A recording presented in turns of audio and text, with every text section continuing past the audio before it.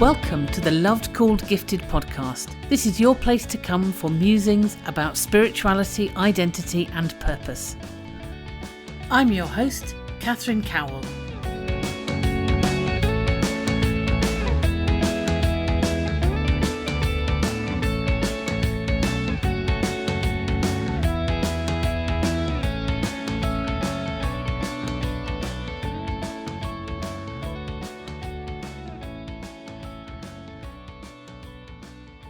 I'm joined again by Margaret McGregor. It's lovely to have you here again, Margaret. Thank you for having me. So this is the second of our episodes looking at the concept of PACE, which is an approach to parenting, and PACE stands for playfulness, acceptance, curiosity and empathy. So the last time that we spoke, which if you want to go back to it, is episode 52, or if your podcast player doesn't tell you episodes, it was the 19th of July 2024. So we talked about play last time, and we are going to talk about acceptance, curiosity and empathy this time. But before we do that, would you like to introduce yourself, Margaret? Yes, my name's Margaret, married to Frank for a long time, and we have 5 children, 2 that grew elsewhere but have been included in our family for 16 years now. So we've got 2 children who are 17 and 14, and they're the only ones left at home now. And I've worked in the health service. We've worked in church leadership over the years. And I don't like saying I'm just a mum in the main at the moment, because actually that is a huge job. It's not just a mum, but my main focus is at home with the kids. Yeah, we've both been working together, beginning to support other parents of children with additional needs, which is kind of where a lot of our friendship has grown from. Yes. A joint sense of understanding about the things that we've been tackling, dealing with over the years. So this is one of the things that we've been talking about. So PACE was developed by somebody called Dan Hughes, who was a psychologist working primarily with children with trauma and attachment issues, and was developed as a way of approaching interactions with your children, really. Yeah. And one of the things which we have realised in our journeying and in our supporting of others is that these concepts of playfulness, acceptance, curiosity and empathy don't just work for therapeutic parenting. Actually, they work for all of our interactions, and in particular our interactions with ourselves and also with God. Yeah. Yes, it's been quite interesting actually working together on this course, that God uses therapeutic parenting PACE on us as well, and we used the prodigal son story to show that, and that was really interesting. And I think the group, including ourselves, got a lot out of that. And all the way through with PACE, it's all about relationship, and we felt that the way we parent, the way we interact with other people, it's all relationship, but it all goes back to our relationship with God first, and how that is the priority, and that then helps us with our interactions with other people, and obviously in our interactions with our children as well. So PACE goes all the way through and up and round. Yeah.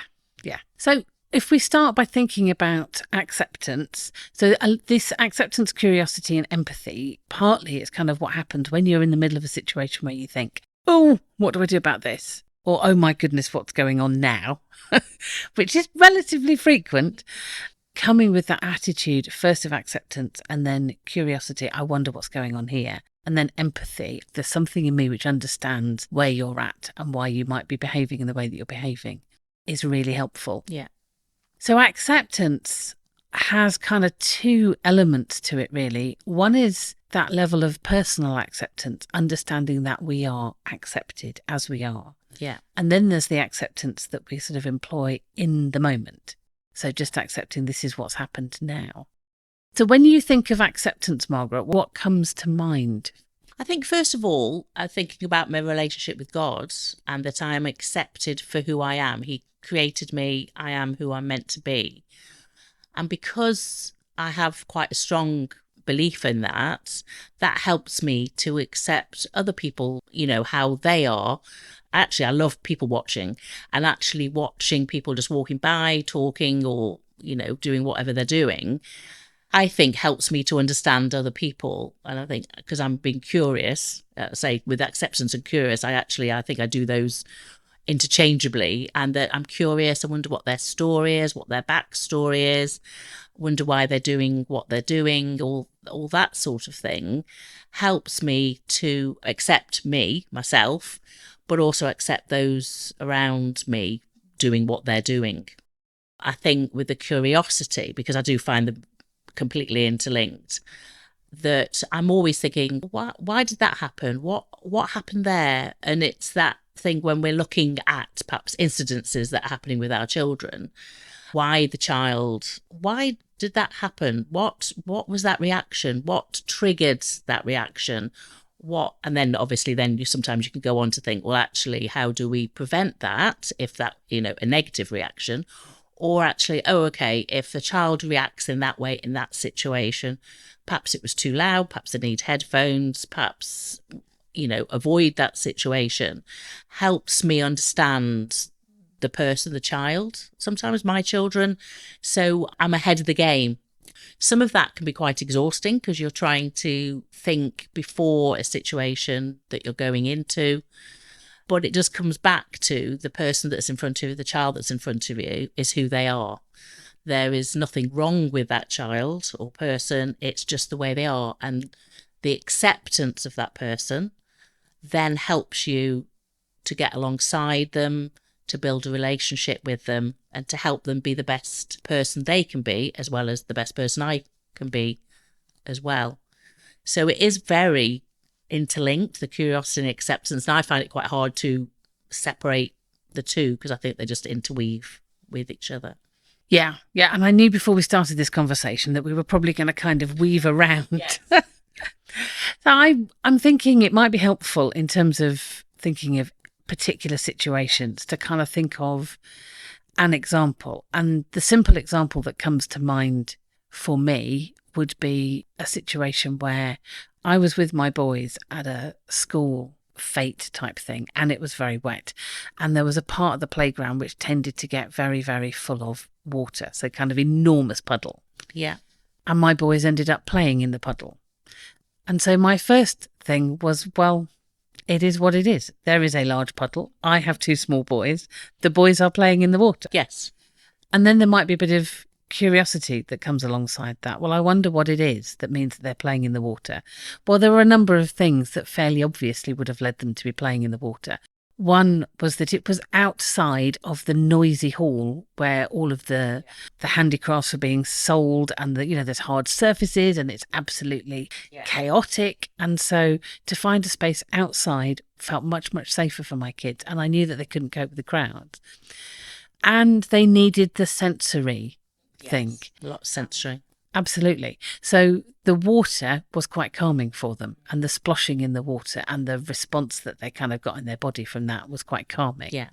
And I had a real sense of empathy for them because we tried to go to this event and actually it was really noisy. And I can really see that if you've got sensory issues, and my boys are both hypervigilant. So because of the difficulties that they faced when they were younger, they are on the alert for danger. And there's a lot less danger to be looking out for in the dusk, in the playground, where there's nobody else around and there's just some water. Yeah. So I'd got real empathy for what might be going on for them. And then one of the teachers came out and she did the absolute opposite, which is that she saw some kids playing in a puddle and decided that this situation needed sorting out. Oh. So she came out and shouted at them because they were in the puddle. This is ridiculous. Don't be so stupid. It's completely stupid to be playing in that water. Come out immediately. Which left me in a slightly tricky situation because it was kind of in school. But that is a kind of the contrast, that if you come at a situation with a sense of judgment, yes, what you're saying is, I'm immediately deciding whether I think this is good or not. And my immediate response then is to try and change it. Yes. So evaluation and immediate reaction, I need to change this, is what we often end up being tempted into, I think. And often we react to things. So we see our children doing something and that may trigger us as well. It might, so we react very quickly. We're going back to the primitive responses. We react to what they are reacting to, or their reaction to what they are reacting to. And that can be really unhelpful because often that escalates the situation. And sometimes therapeutic parenting, the pace, can feel a little bit counterintuitive. We often talk about parenting, you've got to go with your gut instincts. I say that a lot, actually. It is, how is it feeling? But sometimes with pace, you have to stop yourself. I often say deep breathe, take a deep breath and look at it in a different way. And understanding our children's difficulties, issues, helps us to take a breath and then think, okay, what is happening in that situation? Like your boys jumping in a muddy puddle. It sounds like it was winter time, or so you're thinking, oh, it's cold, they're going to be wet, they're going to be miserable. But you quite quickly understood and accepted that was actually a way of calming them down from what I can imagine. I'm feeling it myself. It'll be a really crowded, hot, noisy environment, which I'm with you. I don't think I would have liked either. I might not have joined them in the muddy puddle. But yeah, absolutely understanding our children, understanding why they need to do sometimes what they need to do, helps us understand them, helps to accept them. And using empathy is like putting yourself in that situation. Actually, what are they hearing? What are they seeing? What is that making them feel like? And often it is a physical reaction that our children are. It's not just, oh, that's really loud, but it actually makes the whole body feel not comfortable. And so they have to do something like jumping in a muddy puddle to help calm them down, although they're not thinking that. Yeah. That's where it went. Yeah. So acceptance, I think what acceptance does is it gives you space. Yes. And what it means is not that you necessarily think that what's going on is great, but it is that sense of this is what's happening now. This situation is as it is. Rather than leaping in with, I need to sort this out. So it's kind of coming with a level of calm. And what that does is that it gives you space to then be curious about, okay, so what is it that's behind this? Yeah. What might be going on here? What is it that this person is needing that is kind of causing this to happen? Which enables you to actually see what's going on in a way that you don't if your immediate thought is children shouldn't be leaping in puddles. Yeah. I mean, I think children probably should be leaping in puddles much of the time. That would be my judgment of that situation, that quite often it's really helpful. And I can see that might have been seen as not the right thing. But actually for them in that moment, it really was. Yeah. Yeah. And as a parent, I have often been in situations where there has not been that level of kind of acceptance and then curiosity. So I remember on one occasion being in a meeting, and it turned out that school had been writing down a whole pile of things that they were bothered about that were then announced in this meeting. There was somebody from social services there. So they listed all of these things that they were concerned about, and they had made immediate judgments about all of them. So, for example, they had heard that one of my children, they'd got wind of the fact that one of my children slept on the floor some of the time, and this was not appropriate. Or my son had gone to school without a coat, and this was not appropriate. And there were a whole list of these things. Well, they're the sort of things that start ticking safeguarding boxes, aren't they? They are. Yes. But if they had sort of started with, we hear that this child sleeps on the floor. I wonder what was going on. Well, actually what was going on was that he was really, really struggling to go to sleep. So what would happen is that the only way I could get him to go to sleep was to sit in the doorway of his bedroom whilst he did a whirling dervish thing, often for an hour plus, kind of bouncing off the walls. Because he simply physically couldn't calm down enough to lie down. So I would just sit there and sit there and sit there and sit there. And eventually he would bring his pillow and his duvet. He'd put his pillow on my lap, climb under his duvet and fall asleep with his head on my lap. And then I would be in the position where I could sneak off and go. And I did not think it was worth moving him. No, absolutely not. So there had been no curiosity. So I was judged. It's assuming he's sleeping on the floor because he has no bed. Yes. That's the way they probably went. And similarly with the coat, they're thinking, well, why isn't he coming with a coat? He mustn't have a coat. Or it's neglect. And what was happening in that instance is that we would be at the front door. He couldn't cope with me being in charge or issuing instructions. So we would be at the front door. I would offer him his coat. And if I said, would you put your coat on? I am not putting my effing coat on. Yes. I'm not wearing that. I won't. And so my choice would be, well, we either go to school without the coat or we don't get to school. And we're like 100 yards from the school gate. So hypothermia is not going to set in the time that it takes to go to school. And my judgment was, actually, if I advise him that it might be sensible to wear a coat and then he doesn't wear one, then I can show empathy when he's cold later and say, oh, I wonder what you could do next time. Learning opportunity. Yes, because that was the most helpful way of playing natural consequences. Absolutely. From their perspective, I had not provided a coat. Yeah. But those were situations where I was not receiving the acceptance and the curiosity that was needed for me, or the empathy for how flipping difficult it might be. You got them to school without a coat, but they got to school. But my reason for giving that example is that I think we all know what it is like, whether it's at work or wherever. We all know what it's like for us to be in a situation where we have done something or something has occurred, and the response of somebody else is to simply judge that and then be really quite narky about the fact that they don't think things have gone the way that they think they ought to have done. Whereas a moment of acceptance, that's interesting, and curiosity about what might be going on would get you a very different outcome. Yes. And that works, like I say, it works with our kids. It definitely works with people we work with. Somebody coming in to work and they seem to be in a really bad mood about something, and then their reaction to you seems over the top. That, again, that's a great time to use PACE to actually look and think, okay, what's going on here? And perhaps giving them time, asking a few questions, exploring, using empathy to try and explore, wonder what's happening. Perhaps they have had a really bad morning getting there. For instance, for me, I think I use curiosity a lot when I'm driving. I don't get road rage.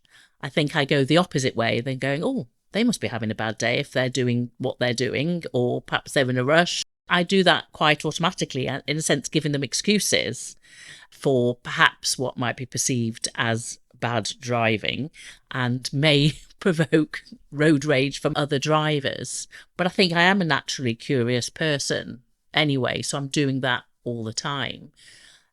And then going back to acceptance, when you understand why children or adults do what they do, it's that accepting this is how it is doesn't mean you therefore stay in that place. Yeah. Or allow them to stay in that place. It's like you say, it's that acceptance for that moment. Right, this is how it is. It's not making excuses. It's understanding what's behind the behaviour. And then later, sometimes you can't deal with it there and then. It may be later that you come back to it and talk about it with your child. Because if you try and talk about it there and then, it's probably going to inflame the situation. And that's where we talk about strike while the iron is cold, is wait until everyone's calm to perhaps talk about it and get to understand it more and help the child understand it more. Yeah. So I had a conversation this week, and this is really striking while the iron is cold, like a year later. Oh, okay. But I was having a conversation this week with one of my two about the fact that a year ago, when we were at the festival we were at last week, he made up quite a number of things. And I just had a conversation with him about, well, I wonder what that was about. And he was able to talk about the fact that that's a behaviour that he tends to engage in when he's feeling really low. Right. So when he's feeling really low, he might make stories up because he thinks. And I said, well, what is it? And we had a bit of an explore, and he was able to come to the conclusion that he might do that particular thing because he's feeling low, and he might think that it will help him to feel better, and then he discovers that it doesn't. But that was a conversation that we were able to have really quite a significant time later. One of the things that I have noticed in terms of my interaction with my children is that if I exhibit this level of acceptance, this is as it is, they then feel safe to talk about what's going on for them in the middle of it. So it doesn't have to be terribly heated. You can have this kind of exploratory, curious, well, I wonder what's going on. I wonder what might have helped you. I wonder what I could have done to help. I wonder what might help you next time. Yeah. So you might have gone and done this thing that you think will make you feel better, and it hasn't. So let's think together about what we might do on another occasion. And I think something we talked about in the course, actually, we can use pace on ourselves. And actually, sometimes by modelling that, we're helping our children to start using pace on themselves. Yeah. So sometimes we need to say out loud what our thought processes are to help them to understand what's happening, rather than us just accepting curious empathy. We've dealt with it in our head. Actually doesn't help our children to understand the process. But if we actually do it with ourselves, but it is like that talking out loud as we're doing it somehow. And if we react to something in not a good way, actually then talking about it with the child can be really useful, and apologising.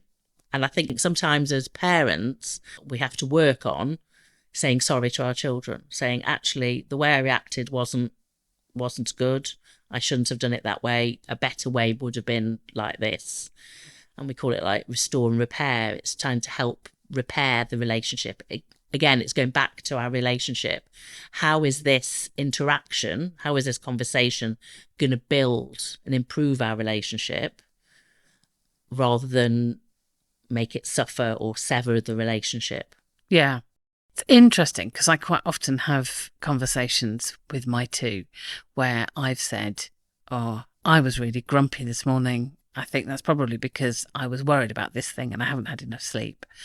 And then my youngest in particular is very good at saying, oh, no, don't worry. Don't worry, Mum. I completely get it.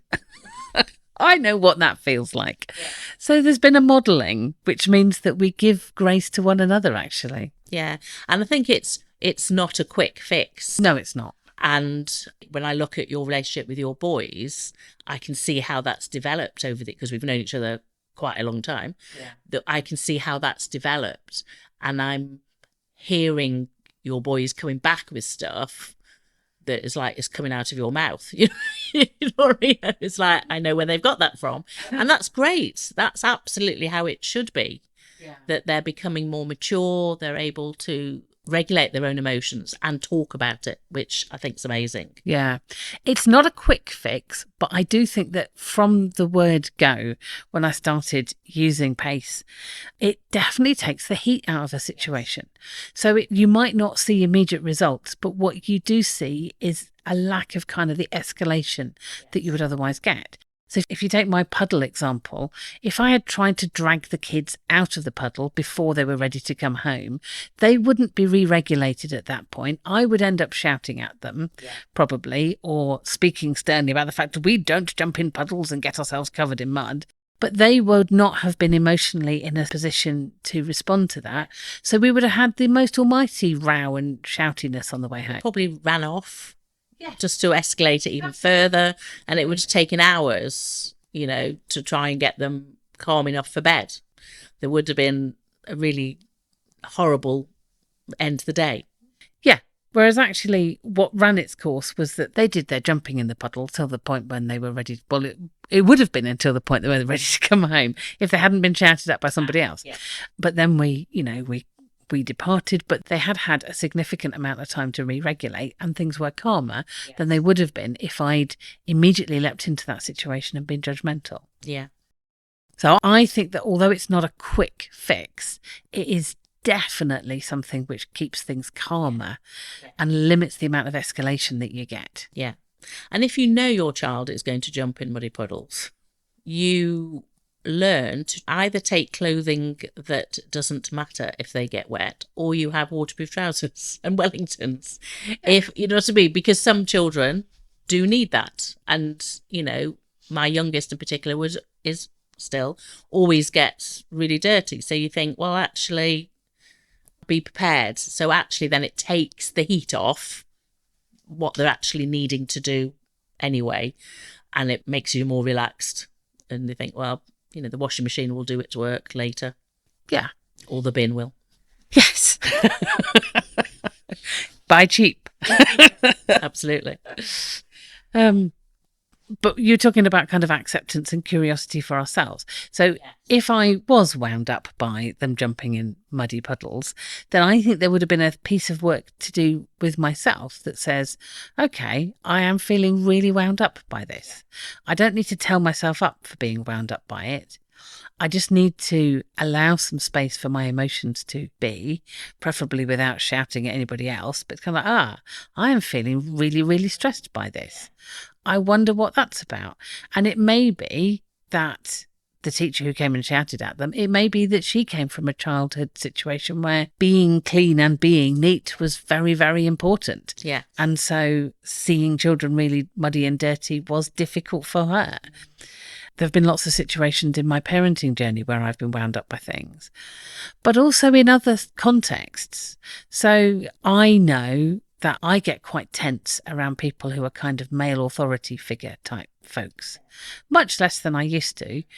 But I know that that's something that happens to me. There are sort of tendrils from that go back into my history and my childhood, which means that my self-esteem kind of takes a bit of a dive in those situations.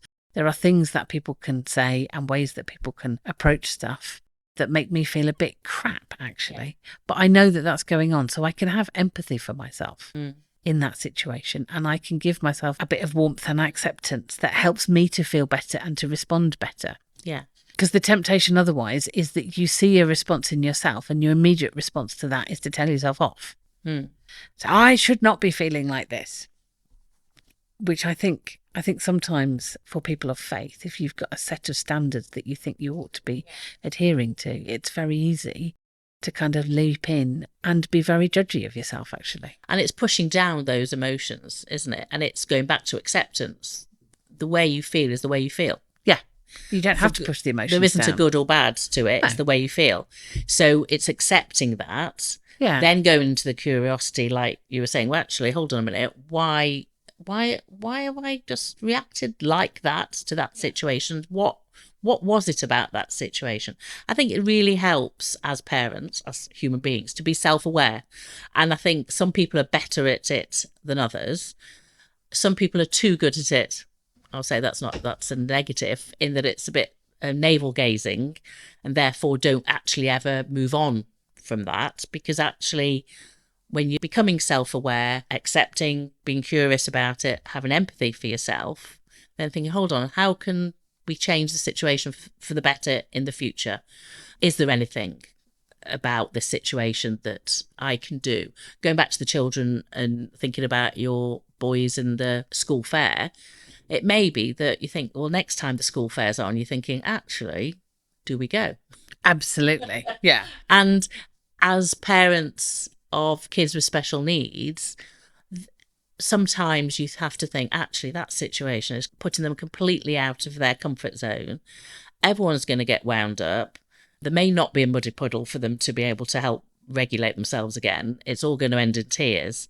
Why do I need to put myself through it? And why do I need to put my children through it? So sometimes there is that acceptance. These are our kids' needs, and some things just aren't worth the effort. As much as you can put in place. I've had, ear defenders and go right at the beginning or right at the end to try and limit things. And we've done that sort of thing with my girls in the past. That sometimes it's actually, we know it's not going to work. So why put everyone through it? And that is hard to accept that sometimes, because I know for myself and for other parents, sometimes you try and force yourself into situations because families do this, therefore we will do this. And actually, why put yourself through it? So it's learning to accept your child's needs, your family's needs, and yes, changing your life to suit that, to take the pressure off. Yeah. festivals and special events, I think, are a really prime example of that. That you might have a model of what Christmas should look like, and it should be very exciting, and there'll be many presents and lots of things going on. And part of the acceptance for me has been knowing that my boys are not going to cope with, for example, going and seeing my family actually on Christmas Day. So we've not done that for years.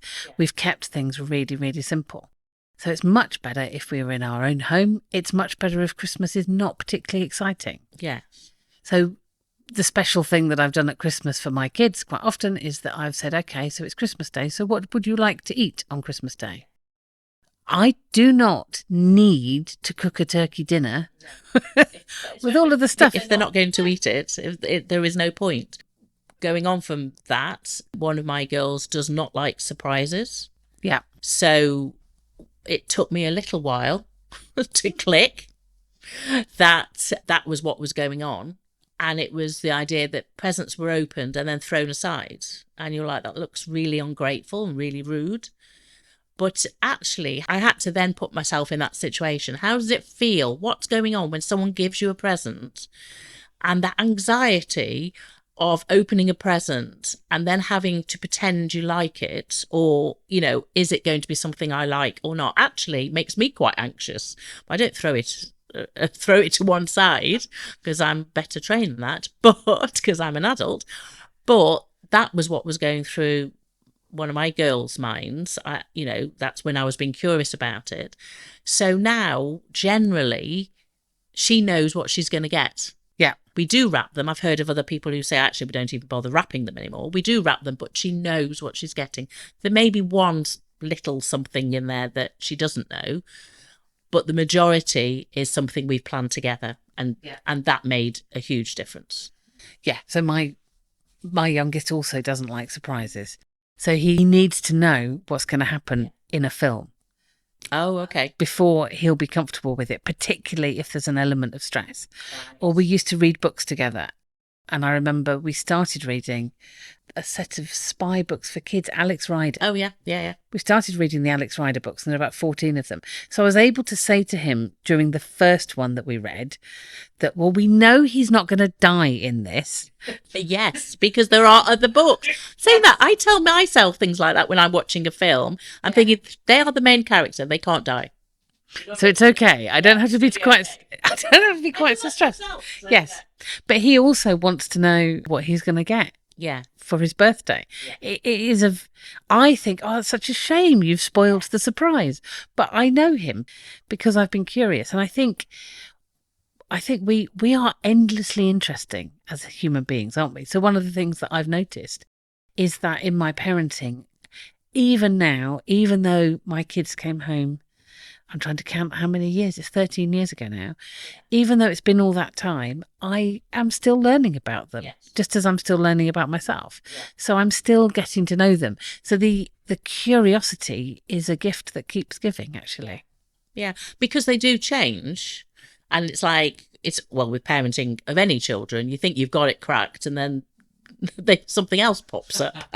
Adolescence pops up or something. Yes, hormones. Thank you very much. But with that, there is some maturity as well. So things can get better and worse at the same time in different areas. We as adults, hopefully, are always growing in what we're doing. We might be getting better at some things and then think, actually, why am I doing that? Actually, I'm going to ditch that because why am I doing that? As you get older, I think you do that. You think, actually, I'm doing all these things, but actually I can ditch a few.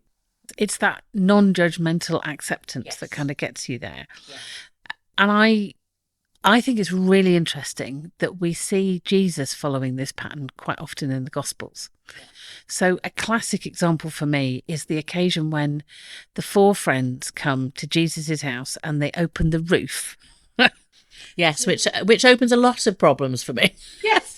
What a mess. Yes, absolutely.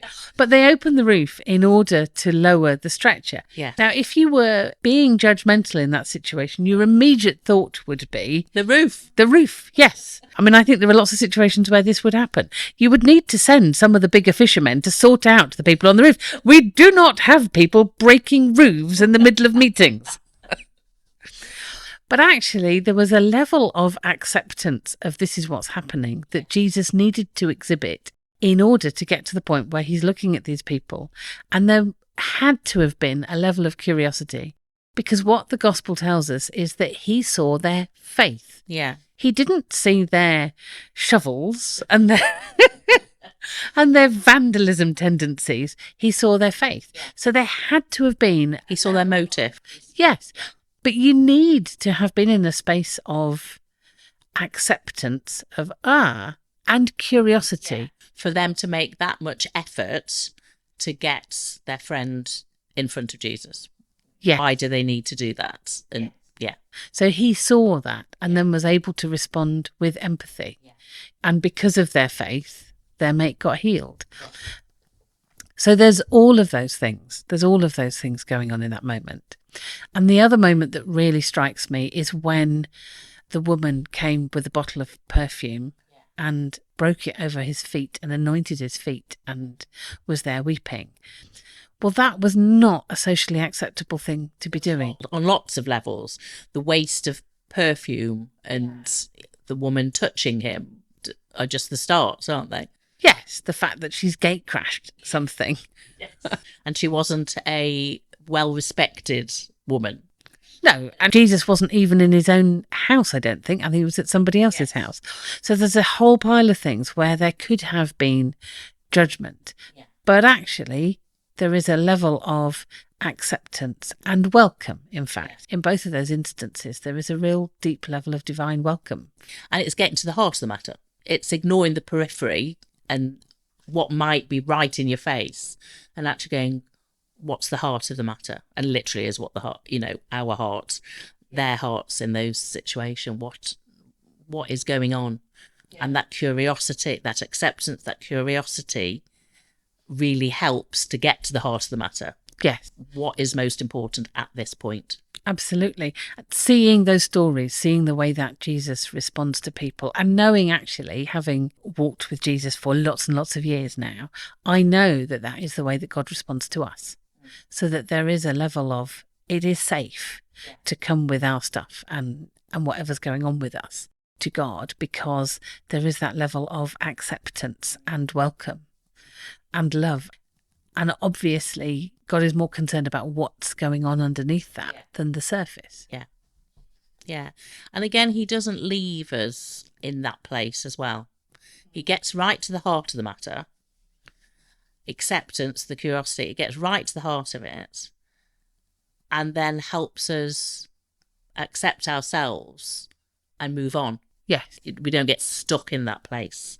Yeah. And I think sometimes we can feel stuck in a place, I feel, when we've done the acceptance, we've done the curiosity, and we've done the empathy, but actually there's a future. There's more to life than that moment or that issue.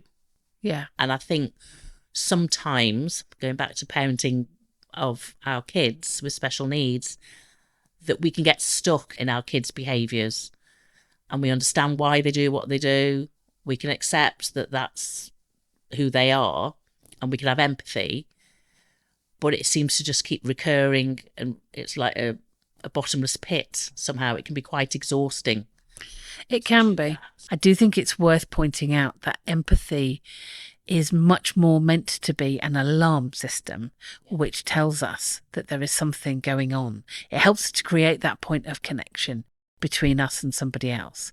I did a podcast with Siobhan Horton a little while ago now, so if you want to look it up, it was on the 22nd of December and it's episode 38. And there we looked at the difference between compassion and empathy. And actually empathy is the kind of the immediate thing that happens. It's that point of connection that helps you to understand somebody else.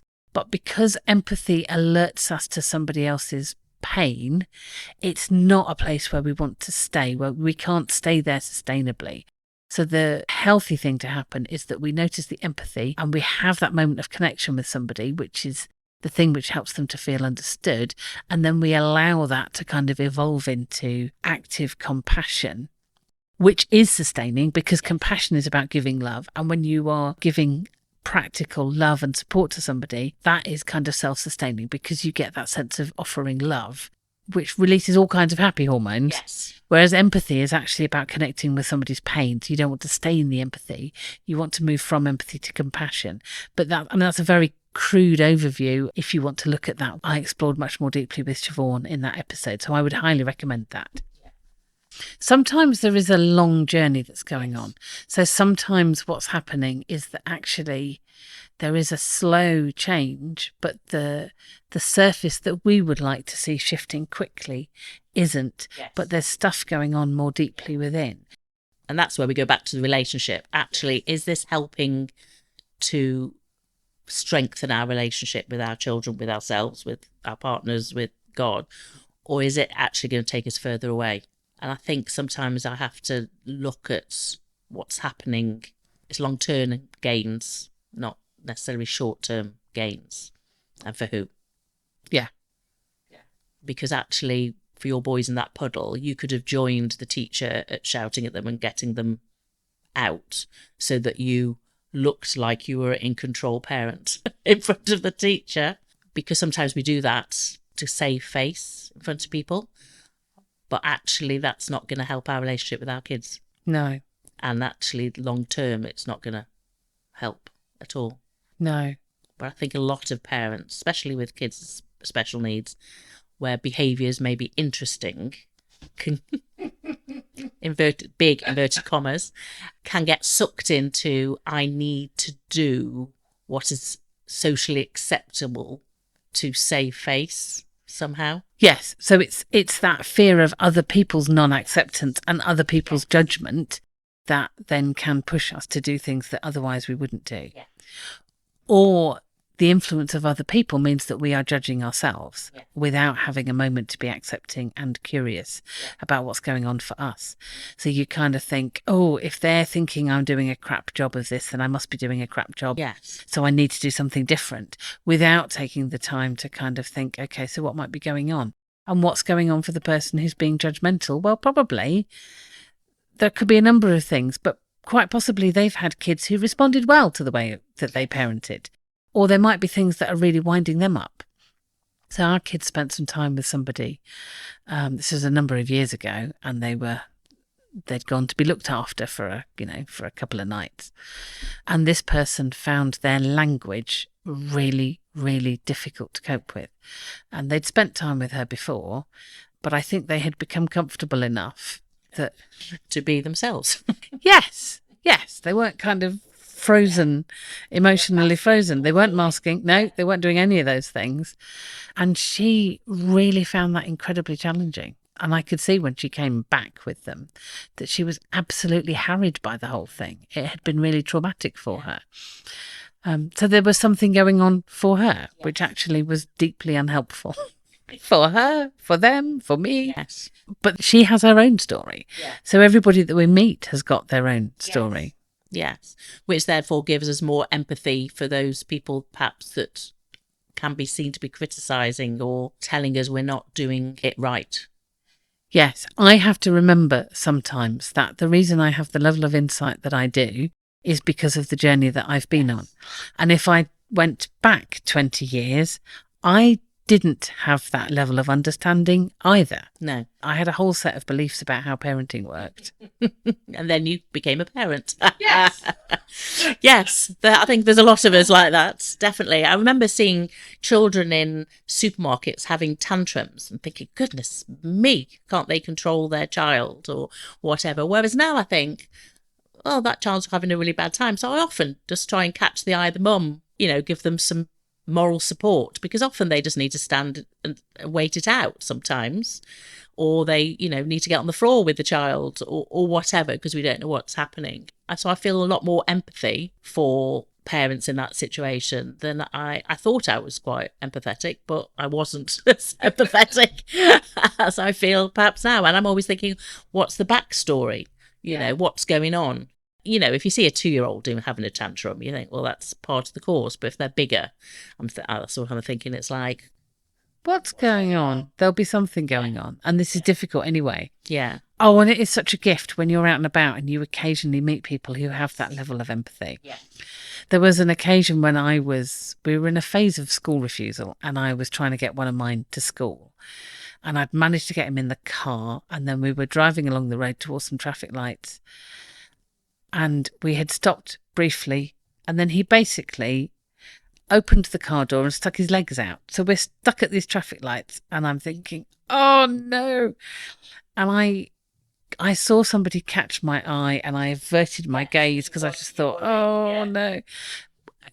We were stuck. I mean, we were stuck for quite a little while because he was not going to put his legs back in, and I couldn't. Like, I can't drive the car with your legs sticking out. She went and she parked up, and she came and found us and came and had a chat with my son, and offered him a shiny pound coin if he would put his legs in. Put his seatbelt on for Mum. And because she was new and it was a bit of a surprise and she was gentle, he actually complied. Offered money. Yes, he complied. I wouldn't have managed to get that response, but sometimes somebody else will.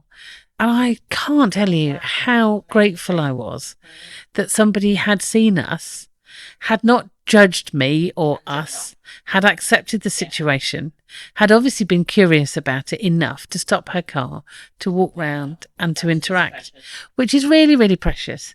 And as we were driving off, she said it transpired that she had a couple of kids with autism.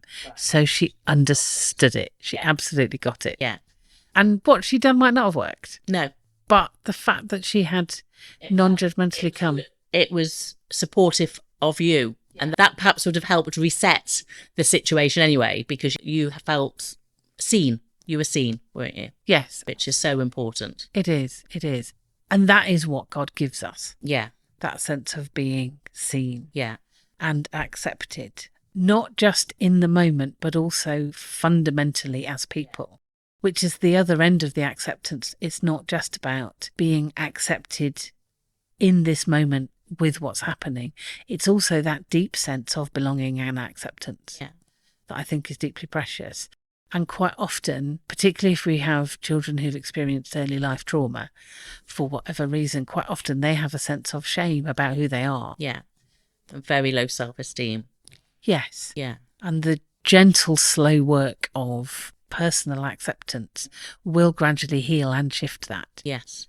And that is what God offers us. Yeah. And the healing of past relationships, thinking of our children and the broken relationships that they have, is the reason why they are who they are. Yeah.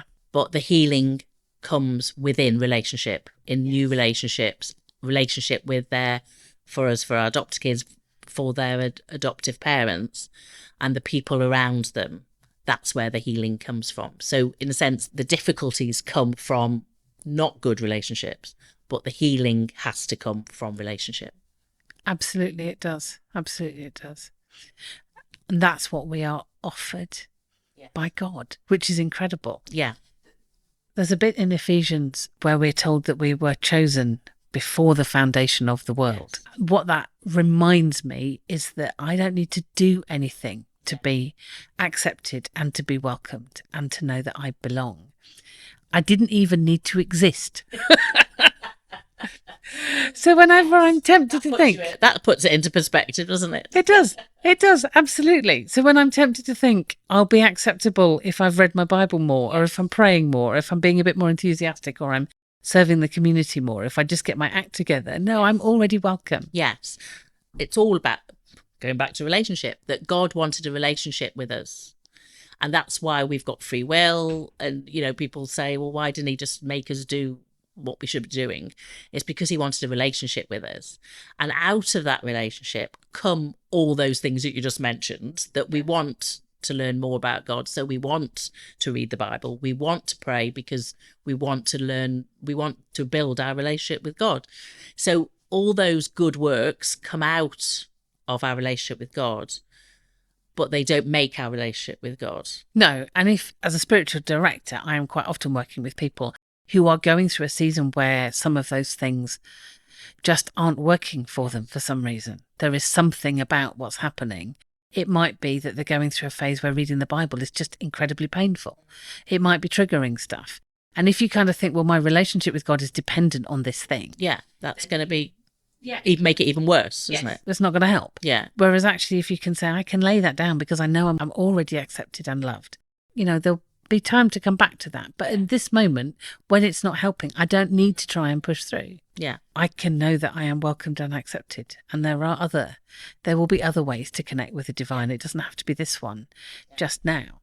And gradually what happens for us is that we continue, as we grow in that sense of belonging and acceptance and being held in the love of God, just as we are, then we do, as you say, we do grow. Yeah, we grow and we want to do things out of that relationship, not to make that relationship. Yes, which is completely different. Yes, it's completely different. And then you don't then have the guilt that you're not doing stuff. But out of relationship, like any relationship, you want to do stuff for each other because that's part of a healthy relationship. Yes, yeah. And it's not one, well, in a sense, our relationship with God is hugely one-sided in one sense because God is God and he loves us that much that actually there's nothing we can do to make him love us anymore. So it is one-sided in that sense. But it is a relationship, and relationship goes both ways. And so important for everything, for us with God, for us with our partners, with our kids, people we bump into in the street. Relationships are life to us as humans. Yeah. In my spiritual life over the years, what's been really precious is that the thing that has grown is that sense that I am accepted completely as I am. Yeah. And that sense that God doesn't just love me because he's contractually obliged. But there is a real welcome and an inclusion.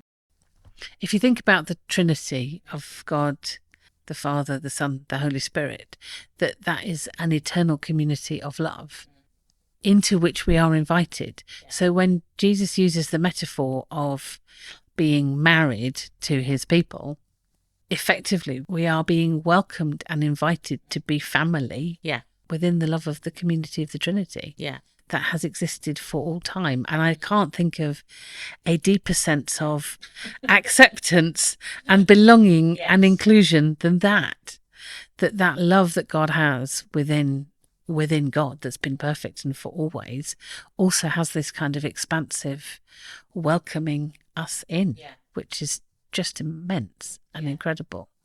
I don't think we absolutely get to grips with the degree to which we are accepted and loved and included in this lifetime at all. But the more that truth settles within us, the more we are able to offer that acceptance to ourselves. Yes, and to others. And then to others, and to the people around us, because there isn't that sense that there is anything within us that will have us excluded. We are already included in, we are already welcome. But beginning to understand that helps us to build our self-confidence in ourselves so that when we are being curious and accepting of our kids, we can be confident in the way we are parenting our kids. Because sometimes, you know, your boys jumping in muddy puddles and you are allowing them to do that can be seen as permissive or not, you know, where are the borders, where are the consequences and all the rest of it. But actually you understood, because you'd been curious and accepting of your kids, you understood what they needed at that point. Yeah. And therefore you had the confidence to allow them to do that. Yeah, absolutely. And it's a very small example. I can tell you there have been, and we know, that there have been many more complicated, serious things. Yeah. So I gave the example in the last conversation that we had of the day when one of my kids was hurling stones up at the window of the other, and understanding that he was dysregulated and then being playful about that and finding a way of redirection. Yes, yeah. And it is interesting the ripples that kind of come from our acceptance of what's going on with our kids, or that woman who came to find us. I mean, it's just incredible. Yeah. There was a deep acceptance there. There was an occasion, and I don't know if I've shared this before, but there was an occasion when I was running a conference on a course that I'd written at a Christian retreat centre. I was doing it single-handed, and because there was just me and the kids, I'd needed to take them with me. And we ended up in the situation where there's a group of kind of 40 or 50 people who I'm leading through this kind of week of retreat. And my two boys who were behaving in ways that were not necessarily socially acceptable. And at one point, one of them was skimming stones through this open set of French windows onto a kind of a marble floor in the pool room. I was like, oh, my life. And there was a guy sort of in his 60s probably sat outside. And I kind of thought, oh, my goodness, I'm going to look like the most irresponsible parent. But I knew that I needed to approach that not with a do not be throwing stones into the building, but I needed to have some empathy and some curiosity and some acceptance of, okay, so this is what is helping my son at the moment. So let's redirect that. And then we ended up both together throwing stones into a hedge that got a big field behind it. Wasn't going to harm anybody. But what was interesting was that despite the fact that I was in that situation feeling very shamed in some ways by the fact that there are these people who are looking up to me as a... Yes, the course leader. Course leader is... But what was really interesting is that a few days later, he had a conversation with me and he spoke about just how helpful witnessing that scenario had been, because his daughter and her husband had got some adopted kids who they were trying to work out how to parent them. And he said that he'd been really judgmental of what had been going on. But because he had seen me with mine and knew a little bit about their background and what was going on, it helped him to have a completely different view of what was going on within his own family, which is absolutely God's grace, because that felt like quite a hairy moment. It's the swan going over the pond with the feet going really fast underneath, isn't it? I'm trying to keep calm. I'm trying to salvage the situation while keeping control of what's going on. It's hard work, isn't it? Doing all that, but what an amazing result, and what a gift to his family. Absolutely.